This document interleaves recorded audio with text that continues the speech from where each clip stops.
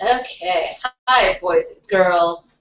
We're back again. I'm doing the thingy tonight because Stacy's sick and she didn't want to do it. So it's us tonight, and we might get Backpickers University here in a little bit, but she's really... Welcome. Please. So, I'm Scaparella. I'll take it over because somebody has to play with toys. I'm Scaparella, so I guess the girl that normally handles the show, she's not on tonight, so Sarah's doing it, and I have been invited to fulfill her place for tonight, so I'm excited.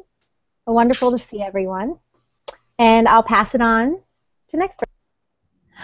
I'm Rhiannon. I am always here. No. Yeah, I sell on YouTube. I sell on eBay and Amazon under, you know what?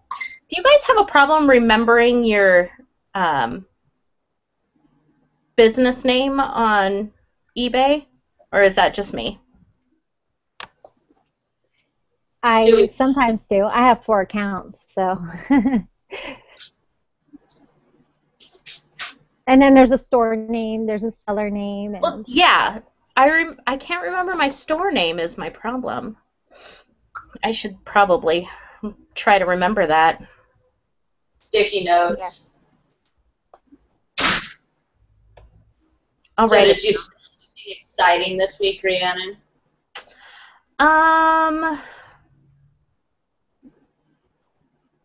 No, not really. I've had a slow or a pretty steady week with just random sales like ties, and I did find a really cool find. I found a Air Zone motorized Gatling gun at the St. Vincent de Paul here locally, and so when I scanned it there, they were selling it for $650, and when I scanned it, it looks like it's selling for over $100 on eBay, and I couldn't really match one in Amazon, so or at least the same brand, so we'll see, but that's exciting. That's pretty awesome. Do we have you back now, Kickers University? Talk. No, still no sound. Did you sell anything exciting this weekend? I understood that one.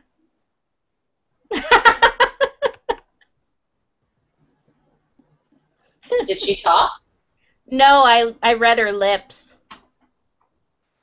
Oh, I don't even have a camera for her. Oh, you don't? Nope. How about you, Elena? Did you sell anything awesome this week? Yes, I sold. You know, I sold a sapphire pin the other day, actually yesterday for $30, and a few other like $20 pieces and $10. I've been pretty consistent selling every single day. A lot of nice pieces though, $20 and up. So it definitely helps. Excuse me. Do you guys have a minimum of what you what prices you list for? Sarah, do you? Honestly, it really depends on what the item is. If it's like a remote control or like the George Foreman drip trays or anything like that, if it's super easy and all I have to do is take a couple pictures because we have a generic template for it, then we'll get them for, I mean, we don't buy remotes unless we can sell them for $10 or more. But I think that would be our cutoff because we can get those for pennies. So. Yeah. I try to make my minimum 10, like $9.99. Mostly because I don't want to put the energy into anything that's going to sell for less if I'm having to take pictures and do a complete listing for it. If it's something that I already have the template for, I probably wouldn't mind, but I don't find a lot of the same thing over and over. I think my best thing I sold this week, yesterday, we sold a Sony Handycam, a night shot one that I think we sold for $130, Nice. something like that. On eBay or Amazon? We sold that on eBay. I don't know that we had anything amazing on Amazon, but I have a love-hate relationship with Amazon right now because our stuff, actually, I'm happy right now because our stuff got held up in customs yesterday because our China supplier decided to put a very low value on our items. So it got held up in customs, and we had to fax in a whole bunch of paperwork and stuff today, but they released it, so we should be back in business tomorrow. Hmm. Yeah, that was 72 cases held up in customs. Yikes. But they're good now, so I'm happy. What was your goal last week, Rhiannon? It was to list, and I don't remember how many items a day I said I wanted to list, but I don't think I met that goal. Only because I ran out of things to list temporarily. That's awesome. Yeah, it's not the worst problem to have. So, because I had a ton of things that I was going to list on eBay, and then realized that it would probably just be easier to send into Amazon, so I did it that way instead. So that way I don't have to worry about where to store it all. Yeah, I'm pretty sure my goal this week was to get that Amazon stuff shipped out, which it did ship out. Just got stuff along the way. So, I acquired my goal. We were talking about sales, and I just figured I'd do a screen share. It was probably a lot easier. Can you guys see this? Oh, yeah. Okay, so this is my sapphire pin that I was talking about.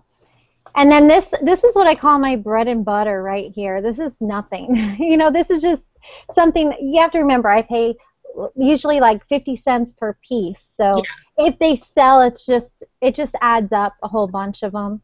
You know, but the $10 or more pretty much are the ones that really help me out. And then here's another one that sold. You know, and this is all in one day. So as you can see it. Yes, baby girl. So pretty much get an idea of. And you need to watch Ethan. Okay, hold on. I'm coming back here so you guys can see me, and I can help my baby. Why don't you say hi?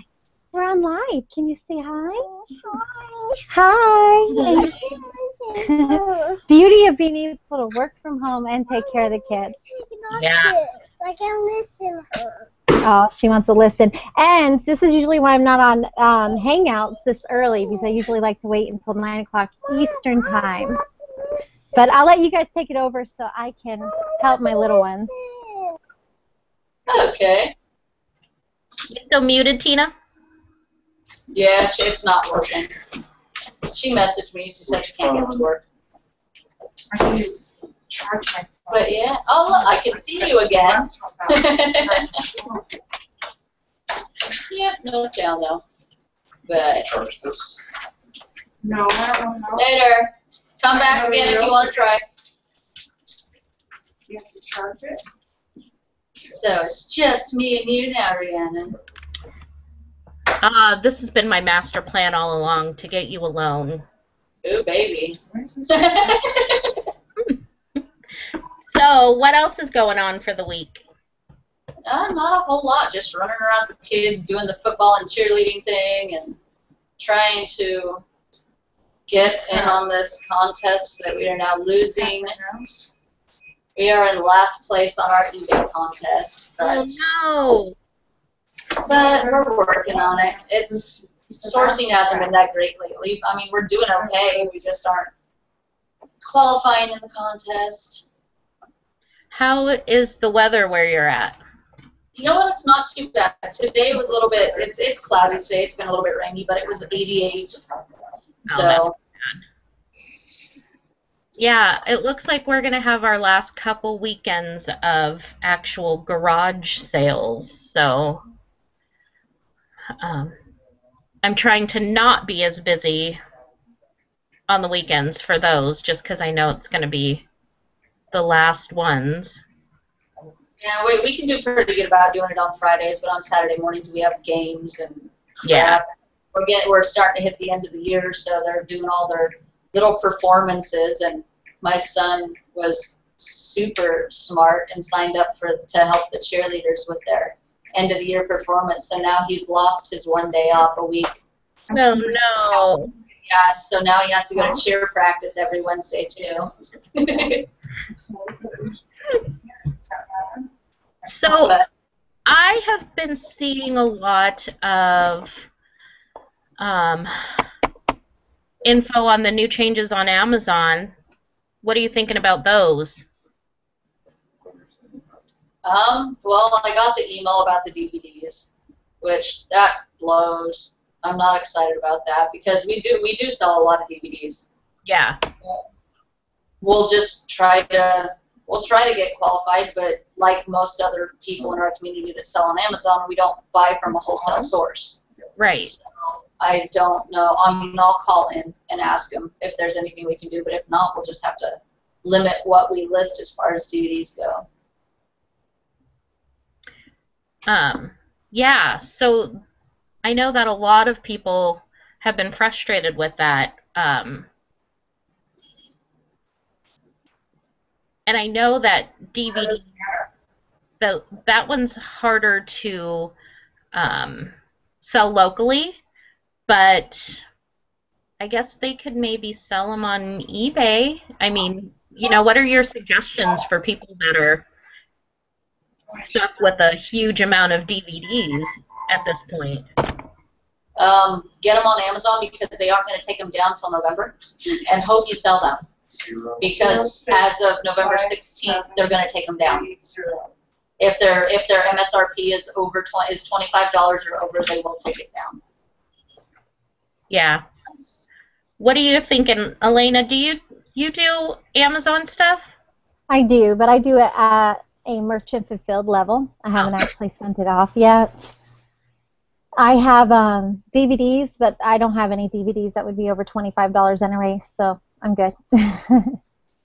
I think that it's easier to focus on the things that prohibit you from making sales, and that kind of slows down your momentum and really brings down what you're doing for yourself. So the people that kind of just want to sit around and complain about it, they really got to get over it and either move faster, like Sarah said, and get them on to Amazon quick and get them sold, or find another avenue. It's not like DVDs are the corner of the market that you're making millions and millions on.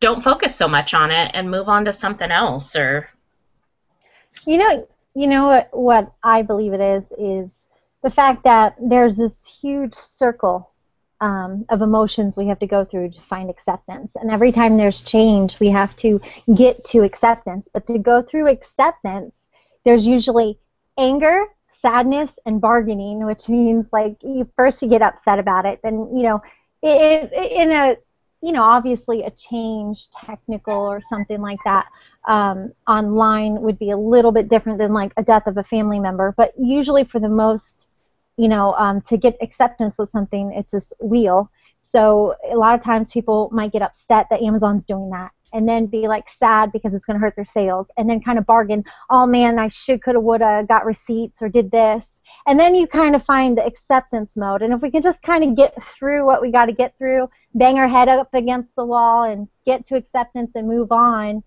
it will be better, because it is wasted energy. But we all have our own processes we have to go through. Right.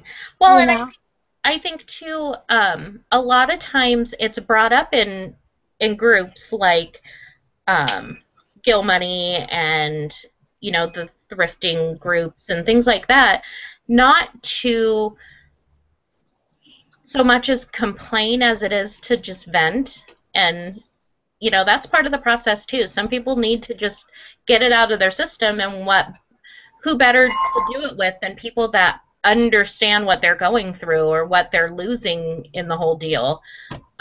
So I see a lot of people complaining about the people that are complaining, and you just kind of have to take it in stride that, you know, everybody kind of gets to a point where they're frustrated and they just need to let it out.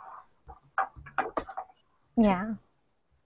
I mean, if anything, all these changes for 2014, if that's not a huge eye-opener about diversifying and keeping all your eggs in separate baskets, I don't know what is. I mean, you know, you got eBay going down, people saying it's the internet, you know, and we're outgrowing the internet. Just imagine if the whole internet goes, boom, you know, then what? Do you even have any eggs in the basket offline?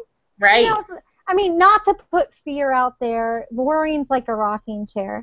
Wow, I think I was giving her 5 minutes. I think we should have some estimates on how long it takes before they come back in here. What's the baby, girl? Yeah, we've pretty much gotten to the point now where, I mean, it doesn't take long to figure out. There are a lot of things you can sell on Amazon. It's not just books and media and CDs and DVDs and VHSs. You can sell pretty much anything. I mean, even if it doesn't have a barcode, you can buy a barcode and they're ridiculously cheap, and you can still list it on Amazon even if you can't find it on Amazon. Right. So it's not too horrible. I'm super OCD about stuff, so change is usually really difficult for me. I'll kind of get anxiety over it, but I have to really talk myself through the process, and if there's anything I can do to change it, and if not, then I can't really worry about it, you know. Okay, activate it. You know, so it's one of those things where you've really got to see what you can, if there's anything you can do to change it, then great, but if not, there's not really, you know, any reason to get upset over it. You're talking about people's income, and you're talking about money. Yeah. And money to, you know, that's a pretty personal subject for a lot of people. And when you start making changes that directly affects that bottom line in their pockets, people are going to get heated. Well, and especially people who, you know, I noticed that a lot of the people that work themselves up to even selling on Amazon is a process. It was a total process for me. You know, I psyched myself out of it for months and months, and, you know, when I finally sat down to do it, it was a horrible mess, and then I got past that, and, you know, it becomes a smoother road, but then when you get these little hiccups in the road, you just don't know what to do with yourself. And what I can say, though, is at least they're not limiting people from selling in the category altogether. Right. I don't know about other people, but I would imagine that the mass majority of us are picking up our DVDs for $1 or less a piece. Because with our business, it's all about what we get the item for. If we don't get the item at the right price, we're not, you know, it doesn't matter what our business plan is. We're just not going to be successful. So if we're getting the item for $1 or less, and we can't make 40 on it, but we can still make 25, it's, you know, it's not a, you know, at least all I'm saying is at least you can still list in it. Yeah, and you gotta, and you, now that you have that kind of information, you have to decide whether or not, you know, the DVDs that you can get your hands on are lucrative enough to purchase at a different, you know, selling point. If Amazon is the only way you can go. If you're still getting those 25 plus MSRP DVDs, a lot of times, even if you can't sell them on Amazon, those higher dollar ones will sell on eBay. Right. You aren't going to get like much. The sets. Yeah. Do either of you do consignment? I do. In a regular consignment store? Elena, do you do like is it a regular consignment store or? No, I have a consigner. Oh. I have one person that I sell for. If that's what you meant. You probably mean sending the items off for consignment, correct? Yeah, Experimental Vaccines was asking, what do you think about the consignment store model? Gives me a place to move larger items that I would never consider reselling due to shipping charges. If the price is right, it's a brilliant plan. I know that the consignment stores around here are $200 for a shelf in the store, and then they take 40% of the sale. So it's not worth it to me to have someone else, you know, to consign in the stores around here. I have sold 2 consignment shops, like baby clothes and things like that, and then picked up things that I could turn around and sell on eBay or locally, you know, that kind of thing. But I don't. I think it would just depend on how much you're paying. I also think it depends on the item and what you're comfortable shipping too, because we've gotten to the point now where we ship out some pretty big items, and I mean I don't do the shipping part because that's his job. But I mean, if I didn't have him, I probably wouldn't sell those big items. Either that, or I would have to learn how to do it. Yeah. Janet, do you introduce yourself? Hi, I'm Phoenix Picker Janet. I do Amazon and eBay. Pleasure to meet you. Nice to meet you. Sarah, How I'm long- gonna for a second. How long have Say you that been doing it? I'll be right back. Okay. How long have you been doing it, Janet? I've been on eBay since 2008. And FBA I started probably 4 months ago. Are And you how you liking liking it? Yeah. Can't complain. It's definitely nice to get the stuff out of your house. Yeah. Can we get a happy Exactly. dance for that? Yeah. Yeah, especially when they come to the door and pick it up. Yes, Sarah- of course. Sarah, I'm designating you to be our happy dance dancer. I can. Yeah. I do not mind being an idiot of myself. Line it up. Woo! No, okay, so you 4 months now. How many shipments have you sent out? To FBA, I think I've sent 4 good-sized ones. So about once a month? Okay, great. Yeah, I'm trying to get it to where it's like every 2 weeks, but right now I'm in the process of moving and rehabbing a house and selling another one, so it's been kind of crazy. Yuck. I hate moving. Yeah. So stressful. I dread the day that we have to move. Here's a Yeah. question. How many items did you find in your house while packing to move did you ship off to Amazon FBA? Actually, I haven't sent any of them yet because they were already boxed up before I started FBA. So when I get to the new house and unpack, then they'll go. You know, Elena, why don't you do FBA? I know. Well, I am. I'm just overwhelmed. Yeah. Seriously. I have a box. It's all merchant fulfilled. I'm ready to go. I need to separate it, get it shipped off, so I get that little corner of my house cleared up so I can start over. Because I'm starting to get used to it. The scanning in Amazon, because please remember, in the beginning of August, I didn't go to thrift stores. So I was strictly buy off of eBay, sell on eBay. I didn't have to leave the house. And now that I actually have 3 hours in the first time in 12 years without a child, weird, Wow. I'll tell you. I can hit the thrift stores. So now I'm in there and I'm texting like a little teenager, you know, looking stuff up. And so I've been able to figure out what's selling. So now I'm getting used to it. And I'm selling a lot of it merchant fulfilled, but I really am starting to get overwhelmed where I need that FBA where I'm not worried about shipping that out. And so it's my next step.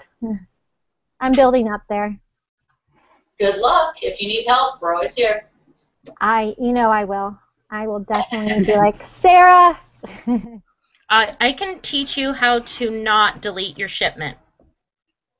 But that's all. Okay. Do not delete shipment. Perfect. Got it.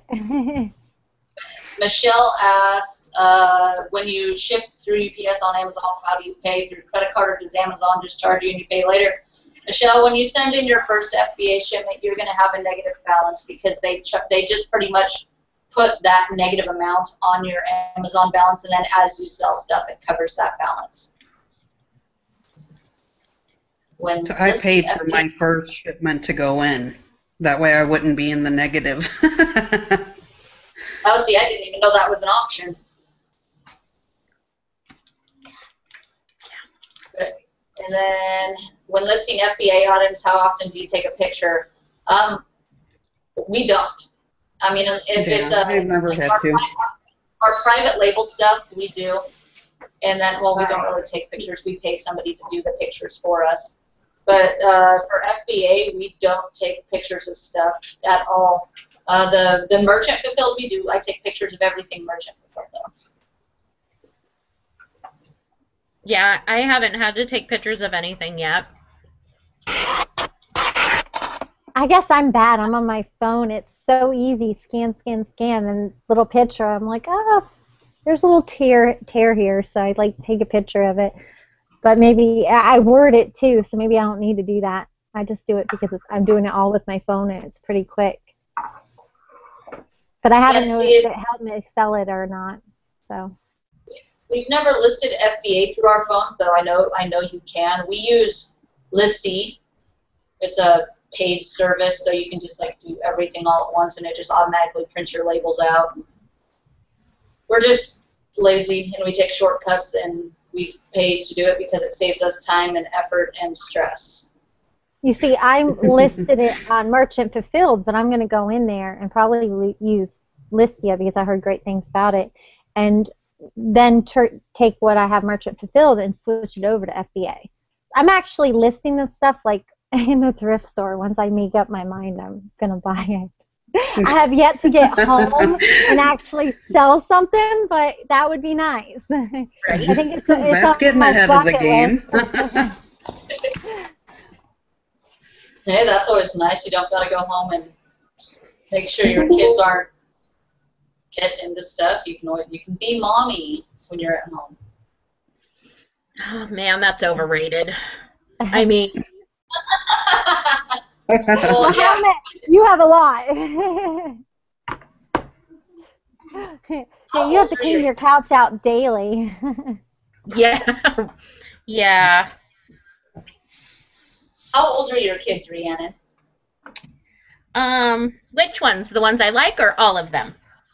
All of them. I've got two little ones standing here. That's why I said that. So my oldest is 21, and then she's the one I had in high school. And then I have a stepson who's 19, and then we've got a 17-year-old, a 16-year-old, a 15-year-old, 12, 10, and 8. Oh my goodness. Wow. That's the age. Which one's your favorite? Me. Actually, her in the background, me. Yeah, I'm fond of the 19-year-old stepson because I don't have to pay for him anymore. I'm fond of the little one behind you. Hi. Yeah, she's the mean one. Oh, she is adorable. She thinks so too. Yeah. Very pretty. No, I got lucky. I've got really good kids, so except for You didn't like to thrift store shop with you. Yeah, and the girls are really good at getting things for free, so. I got a trophy, quickly. That is a good thing about having little ones. They can go to a yard sale and fall in love with something. You're like, oh, it's okay, honey, you can have it. Yeah, you just take that home. I'm like, yeah, thanks. That's how we got all that Harvard collection of books, by the way. Do you ever pay them for helping you work? Yes, I feed them and I clothe them. No. No, but you know what? They've picked out a few items before that they've decided that they want to list. And if it's, you know, in that case, then they would make the money from the sale. But most of the time they get paid in picking up things from the store and buying them while we're there. So yeah, our kids, occasionally we can convince them to work for us. We'll pay them $5 an hour, and pretty much what all they'll do is my daughter will dress the Barbies or do potato heads, and my son, he'll take out the trash or clean up the garage or whatever, but I don't think they've ever lasted for more than like half an hour. How about you, Elena? Do you pay your children to work for you? I have. I paid my son $1 per listing. He listed 20 items for me, and I made $100 that week, and he got us $20. wow. Yeah. How And old then is your son? he is 12 now. He was either 10 or 11 when he listed it for me. He said it was too much work, though. now he wants to list his own stuff. Right. So it is what it is. I like you know, raising them to be entrepreneurs. So it's, if I pronounce that right, I'm horrible at pronouncing stuff, but hey, you guys want to see something neat? Yes. Okay, it's jewelry. Anybody out there, if you're past the 30-minute mark, I've never shared this on any videos. I figured, hey, why not just share this now? If you come across a diamond tester, if you're getting into jewelry, or you think a diamond tester is something that you have, I think they're like $20, $30. I've upgraded to this. Okay, I don't recommend this. This is too expensive if you're not going to be like trying to become a gemologist. But basically, what a diamond tester is, it heats up the stone, and depending on how the stone, I don't know if it's absorb or refracts or how it heats up the stone, it will actually rate the stone, and they're able to determine if something's a diamond based off of how the stone reacts when heat touches it. And certain stones act different ways. So if you have a diamond tester and you put it on a diamond, it's going to go beep, beep, beep, beep, beep, beep, and it's going to show all these red lines, which means it's a diamond. There's a moissanite diamond tester. That's a whole nother thing. I don't want to confuse you. But for the most part, if you just have the black diamond tester, you know what I'm talking about. Well, I have one thing that I have mentioned in a recent video about what sells, my necklace video, you saw that some rock crystal necklaces were selling in the hundreds. I come across rock crystal necklaces like this. Now, this is a rosary. It's missing the cross. This is my third one I've come across. The other two I sold for $49.99, so $50. They sold within 2 times of listing. Went real quick 50 bucks. Now, this is where you're going to run into a problem. What is rock crystal? How do you know it's rock crystal and not just glass? Here's another thing that I came across in a thrift store the other day. I paid $2 for this gorgeous Art Deco piece. This will bring me in, because it's Art Deco and it's only glass, it's going to be over $20, probably $20 to $40. It is signed, so once I figure out the signature, it's hard to read. It might be more. But that's just because of the type of style this is. I don't want to confuse you, but this is glass and this is rock crystal. Now, what I like to do is I like to put my diamond tester on the glass or the one that might be rock crystal. And if you put a diamond tester up it, not up it, but on it, it should go up 3 bars. And that's an indication that it's quartz, because that's what rock crystal is. It's clear quartz. It's not glass. And I'm going to use my tester here, which is a little bit different, which I don't recommend you get this one. Way too expensive if you're not going to be actively doing this a lot. And even then, this doesn't tell me what it is. But right here, okay, I am clicking on glass. You see how it went up? Glass only goes up like 1 bar if you have that regular diamond tester. Now I'm clicking on the rock crystal. You see how it's reacting and it's going up a lot more? Mm-hmm.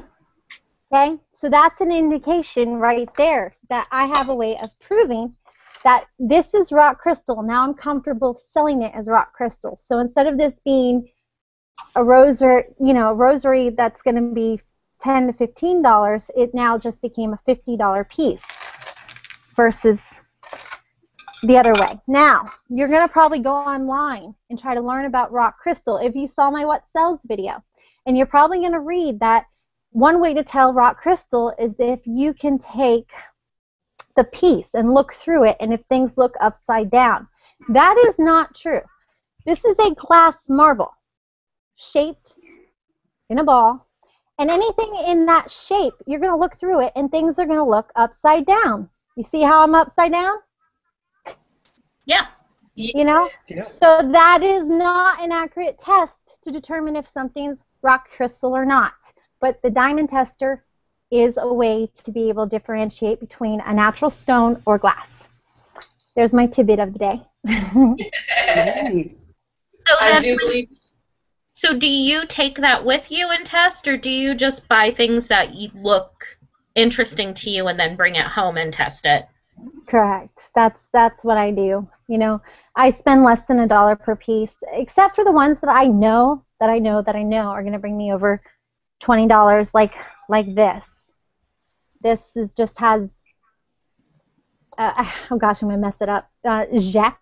Look, I always mess up everything talking, but it just has that brass-looking antique look to it that's hard to explain without physically touching it all the time.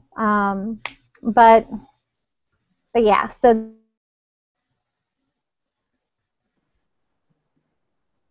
So, Rhiannon, what is your favorite thing to sell? My favorite thing to sell?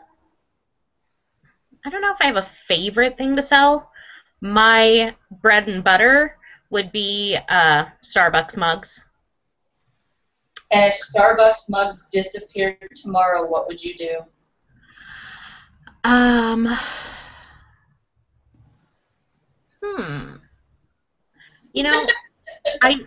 If they absolutely disappeared, I would venture off into something else, I guess.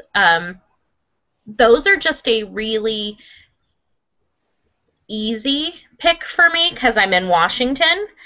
But I guess the only reason that they're my favorite is because they're just so easy. I'd have to do a little bit more research on other things and pick something new, I guess.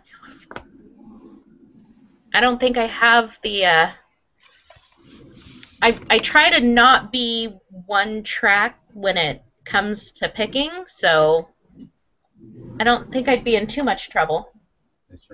How about you, Janet? What's your favorite thing to sell, or your bread and butter, I guess? There's so many. I do pretty good with men's ties, men's clothes in general. I do a lot of. You put measurements on every listing? What's that? Do you put measurements on every listing? Pretty much, yeah. It's just easier. Then you don't have to deal with returns. But when I do measurements, though, I give them, like, from pit to pit, and then from the shoulder, just the length. Yeah. And I haven't had any problems. I had one guy email me about a Cabela's coat. He wanted the measurement from the pit to the end of the sleeve, which, okay. I measured it and sent it to him, so, but normally I don't have any questions or any problems with returns or anything. What's yours? They all Sarah? say that again. I'm sorry. What's yours? Well, I think the easiest we do is remotes just because we find them all the time, but I'm getting to the point now where I just like having private label items. It's just, once they're there, and then you don't have to mess with them. You just have to reorder stock. Yeah. And what if your supplier just belly upped and you couldn't get them anymore? Then we would find a new one like we had to do last time. We did our first order, and they did great. We sold out, and then they raised our MOQ to like 100,000, and we were like, we'll find someone else. So we just went and found someone else. They're right though, Elena. You do always smile. Oh, thank you. I turn off the camera for those other moments. No. What about you, Elena? What would you do if jewelry disappeared?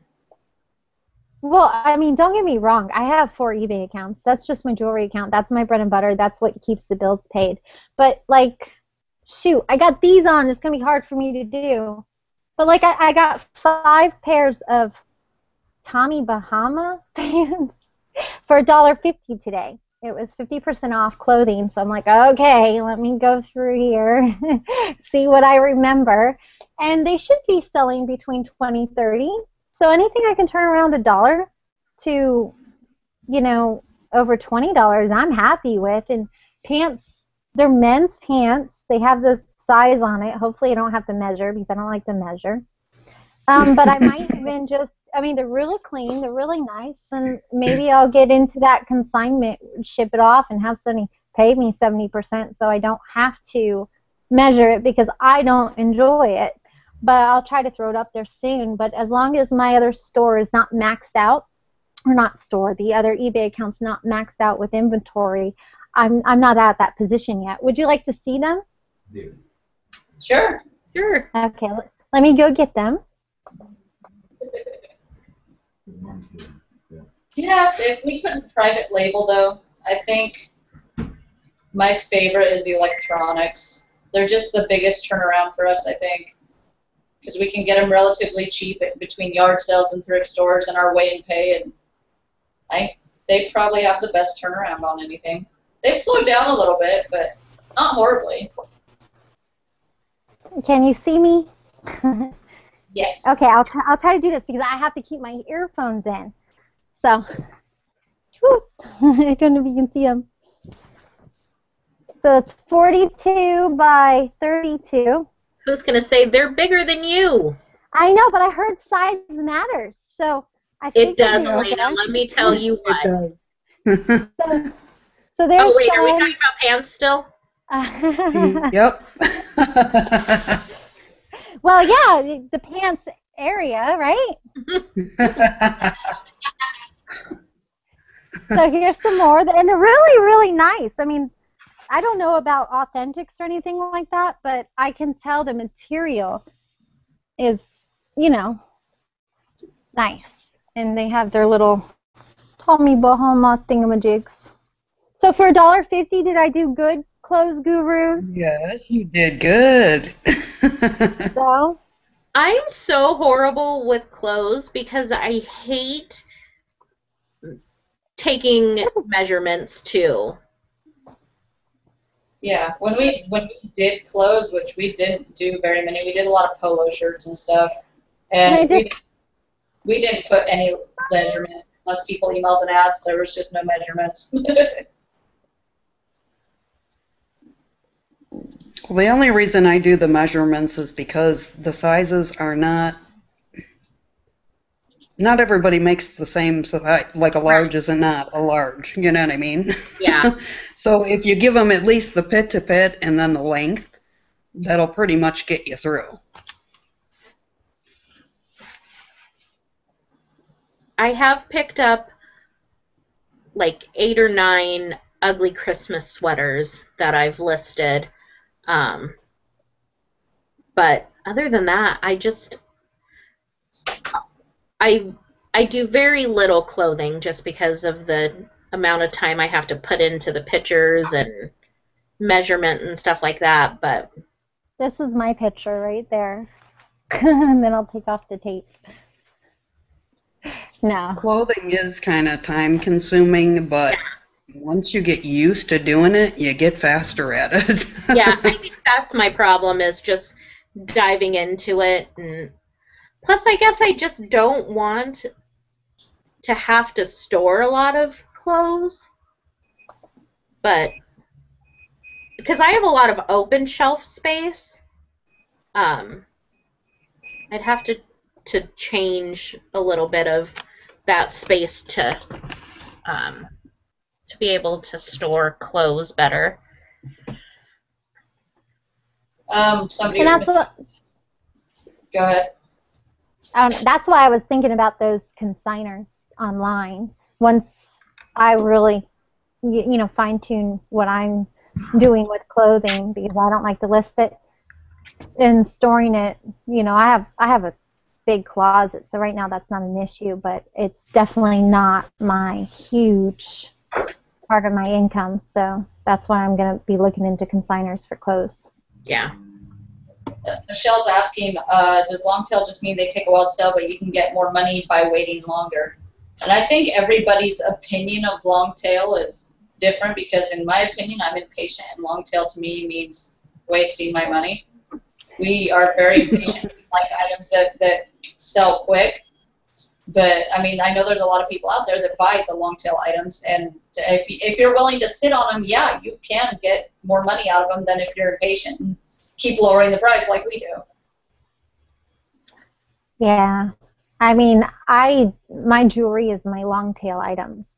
I don't want to have clothing that I have to wait on a year, because the inventory is so big.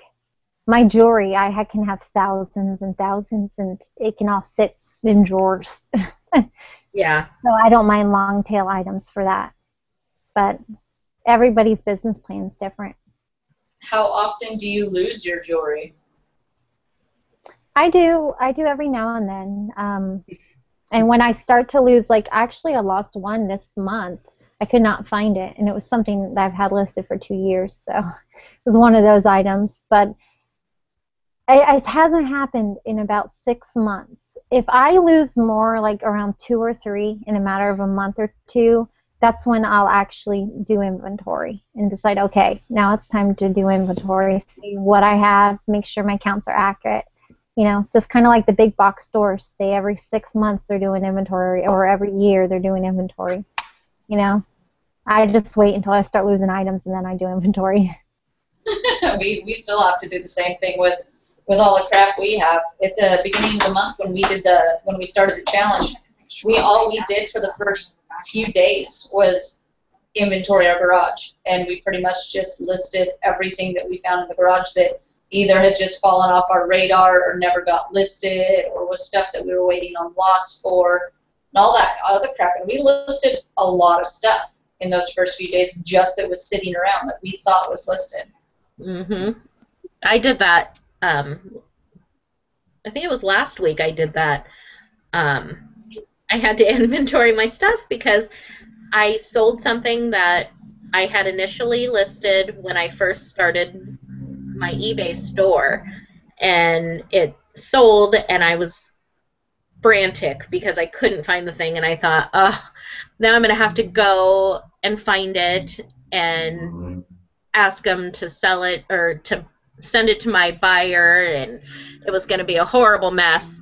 So I finally, after that 20-minute scare, when I found it, I was like, all right, everything has got to just, I need to know where everything is now. And I made little slips of paper, and everything that went into a drawer was listed on that piece of paper. And so I felt better about it, of course. I'm sure I'll lose something else in the near future, but what do you guys do when you lose something that you've already sold?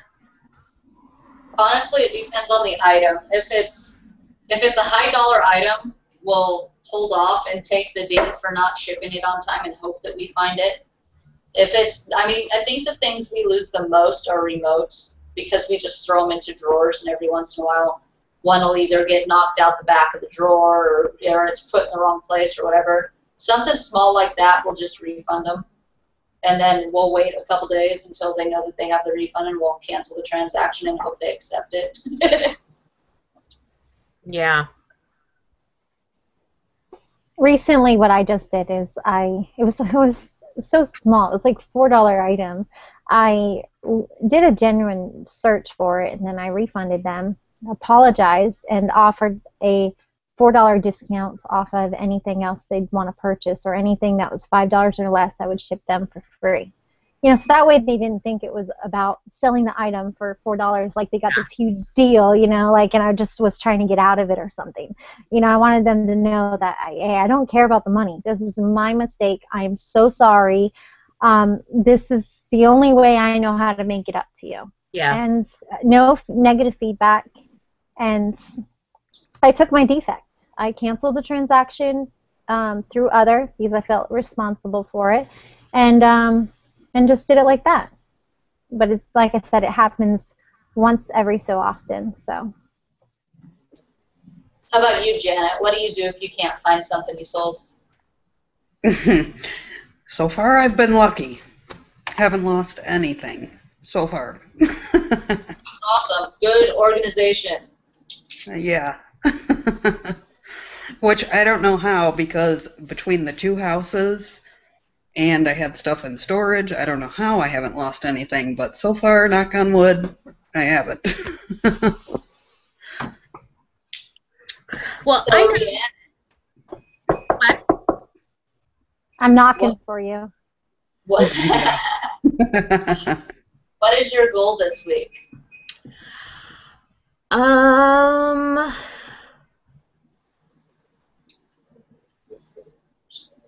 I don't know. I think my goal is to source. You know what? Here's my goal. I've got $50 to source with for the week. And I'm going to try to get to see what I can make off of that 50. That'll work. Update us next week. Elena, do you have a goal for the week? Just to keep listing. My goal is pretty much to list what I have before I go out sourcing again that I just got up. And then I have to do my 10 fixed price every day, and preferably at least 10 new jewelry auctions. And other than that, I'm good. Janet, do you set goals? Well, my goal this week is going to be to source on the weekend. But I did source today, so I got all that to list, which I'm excited about because I found 2 Robert Grahams and some vintage Pendletons, and so I got some good stuff today. That's awesome. We sourced today, too. We didn't find a whole hell of a lot, but we did okay, and I think we're pretty much sticking with that goal this week, too. Try to list every day and try to list everything that we get for the day so that we can start kicking ass on this contest again. Yeah, well, I've got 2 huge bags of men's shirts and a couple of ties I picked up, and a Starbucks mug, and some toner cartridges, so yeah, I got quite a bit to do still. Okay. Well, we got a few minutes left. Any last thoughts, ladies? Oh, so back on the losing items, I saw today that somebody had been contacted about an item they were selling, and somebody was making an offer on it, but totally like lowballing the offer, and it was another seller who lost their item and needed it to be sent to a buyer.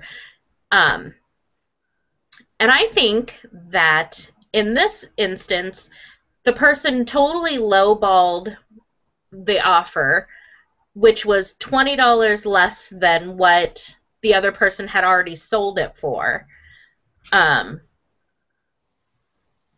So I guess what my issue with it is that we all really need to be kind to each other as sellers and understand that, you know, this is our income, and people would be more than willing to help you out when it's a circumstance where you need them to do something for you, but don't try and con your way into an item and still make a profit when you're pretty much, you know, nailed to the cross over it.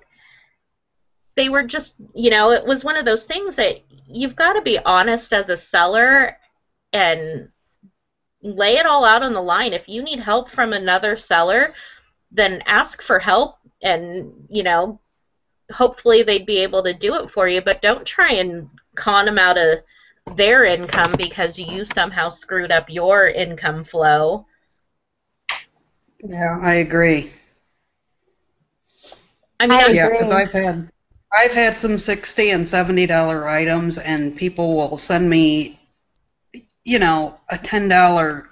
Like, get out of here! Are you freaking kidding me? Yeah, I'm not giving it away.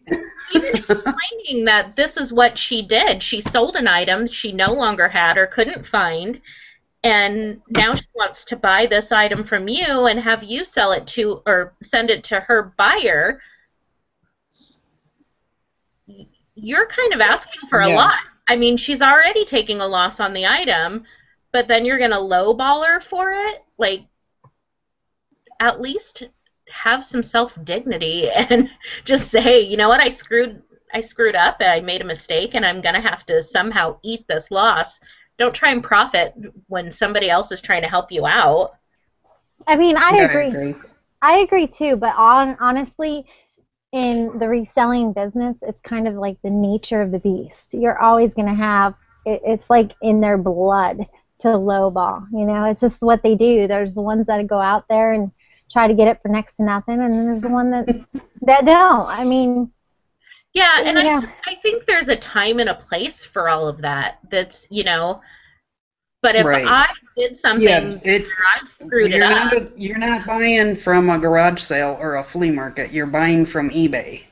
You know what I mean? Get a grip, people. Well, and they're doing something to be helpful because you're ultimately going to get the defect. It's your, you know, and this person just said, yeah, sorry, can't do it. And now what? You know, now you've either got to find another person to help you or find the item or take the defect. Either way, it's going to be your problem. So if she would have just been honest and said, you know, this is what I sold it for, can you sell it for that, then, you know, it probably wouldn't have been such an issue for her. I hope that if I'm ever in a situation that I could just be honest about it and somebody would just be like, yeah, let me help you out, and maybe I'll need you to scratch my back one day or whatever.